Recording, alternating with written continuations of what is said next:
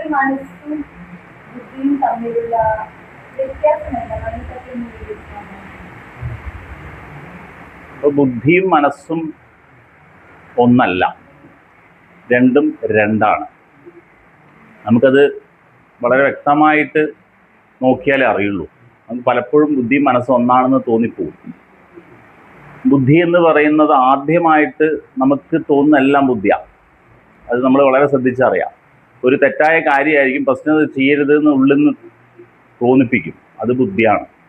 പക്ഷെ മനസ്സ് അതിൽ കയറി വന്ന് ഇല്ല കുഴപ്പമില്ല, ഇത് ഇന്നേക്ക് ചെയ്യിക്കും, ആരും അറിയില്ല എന്നൊക്കെ പറഞ്ഞ് നമ്മളെ മാറ്റിയിട്ട് അത് ചെയ്യിക്കും.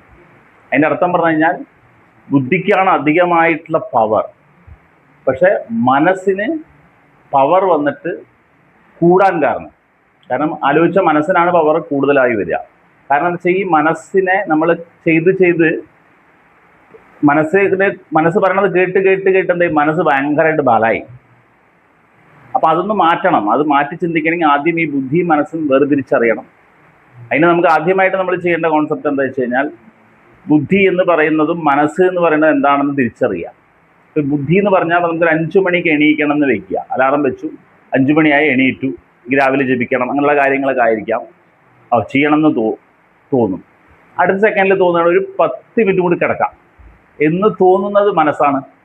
പക്ഷെ എന്ത് ചെയ്യും, 10 മിനിറ്റ് കൂടി കിടക്കും, ആ മനസ്സ് പറഞ്ഞത് കേൾക്കും. അപ്പോൾ എന്ത് ചെയ്യും, ബുദ്ധിക്ക് അവിടെ ശക്തി കുറഞ്ഞു. അതേമാതിരി രാവിലെ എണീച്ച് എക്സസൈസ് വിഷയങ്ങളൊക്കെ ചെയ്യണം എന്നുള്ള കോൺസെപ്റ്റ് വരുമ്പോൾ ബുദ്ധി കൊണ്ടാണ് അയ്യോ ഒന്ന് ചെയ്യണം, എനിക്ക് ആരോഗ്യം നന്നായിരിക്കണം എന്നൊരു തോന്നൽ കൊണ്ട് എക്സസൈസിനെ പറ്റി ചിന്തിക്കും. പക്ഷേ മനസ്സെന്ത് പറയും, ഇന്ന് വേണ്ട, നാളെ ചെയ്യാം. അപ്പം മനസ്സ് പറഞ്ഞത് കേൾക്കും. അപ്പം എന്തായി, അപ്പോഴും ശക്തിയായ ബുദ്ധി ഡൗൺ ആവാൻ തുടങ്ങും.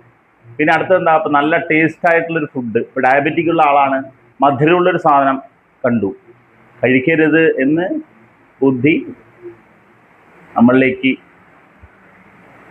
തോന്നിപ്പിക്കും. പക്ഷെ നമ്മളെന്ത് ചെയ്യും, ഇന്ന് കഴിക്കുക എന്നുള്ള മനസ്സിൻ്റെ വിഷയം കൊണ്ട് നമ്മളെന്ത് ചെയ്യും, കഴിക്കും.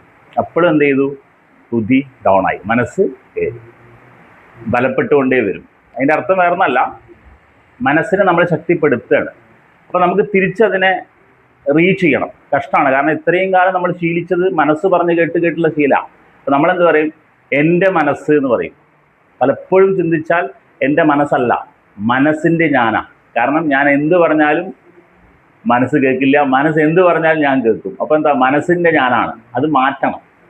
അതിനകത്ത് നമുക്ക് ശ്രീമദ് ഭഗവത്ഗീതയുടെ ഭഗവാന്റെ ആ സ്റ്റില്ല് നമുക്ക് നോക്കിയാൽ അറിയാം. രഥത്തിൽ ഇരുന്ന് അർജുനനെ വെച്ച് തേരിൽ പോകുന്ന ആ സ്റ്റില്ലാണ് നമ്മൾ പൊതുവെ ശ്രീമദ് ഭഗവത്ഗീതയുടെ സ്റ്റില്ലാക്കി വരിക. അതിൽ തന്നെ വലിയ തത്വം, ഈ ഒരു തത്വം അതിൽ വളരെ വ്യക്തമായിട്ടുണ്ട്. എങ്ങനെ ചോദിച്ചു കഴിഞ്ഞാൽ, ശരീരമായ തേര്, അതിൻ്റെ പഞ്ചേന്ദ്രിയമായിട്ടുള്ള കുതിരകൾ, അതിൻ്റെ ജ്ഞാനാണ് മനസ്സ്. ആ ഇരുന്ന് ഓട്ടിക്കുന്ന ആളാണ് ബുദ്ധി. അപ്പോൾ എന്ത് ചെയ്യണം, ആ പഞ്ചേന്ദ്രിയങ്ങളുടെ അത് ജ്ഞാനിനെയും ആരിൽ കൊടുക്കണം, ഭഗവാനിലേക്ക് കൊടുക്കണം. അതിന് നമ്മൾ തിരിച്ച് പഴകണം. എങ്ങനെ ചോദിച്ചു കഴിഞ്ഞാൽ, അപ്പോൾ നമ്മളെന്ത് ചെയ്യുക, മനസ്സ് ബുദ്ധി എന്ന് 2 കാറ്റഗറി എടുക്കുക. എന്നിട്ട് ബുദ്ധി പറയണത് കേട്ട് ശീലിക്കുക. അപ്പോൾ ബുദ്ധിക്ക് ടിക്ക് കൂടുതൽ കൊടുക്കുക. എങ്ങനെ വെച്ച് കഴിഞ്ഞാൽ 5 മണിക്ക് എണീച്ചോ, അയ്യോ ഞാൻ 5 മണിക്ക് എണീക്കണം, ഞാൻ ഇനി കിടക്കില്ല എന്ന് പറഞ്ഞു കഴിഞ്ഞാൽ എന്തായി, ബുദ്ധിക്കൊരു ടിക്ക്. നേരത്തെ എന്തായിരുന്നു, മനസ്സിനാണ് ടിക്ക് കൂടി വന്നത്. അപ്പം എന്ത് ചെയ്തു, ബുദ്ധി ശൂന്യമായി കൊണ്ടിരിക്കുകയാണ്. അപ്പം എന്താ അർത്ഥം വെച്ച് കഴിഞ്ഞാൽ, ഇനി നമ്മൾ എന്ത് ചെയ്യണം, ആ ബുദ്ധിയെ വർദ്ധിപ്പിക്കുക. ബുദ്ധി പറയുന്ന കാര്യങ്ങളൊക്കെ നമ്മൾ ഫോളോ അപ്പ് ചെയ്യുമ്പോൾ മനസ്സുണ്ടാവും, എൻ്റെ മനസ്സാവും, ഞാൻ പറയുന്നത് കേൾക്കുന്ന മനസ്സ് ആയി മാറും. അതാണ് യഥാർത്ഥത്തിലുള്ള വിഷയം.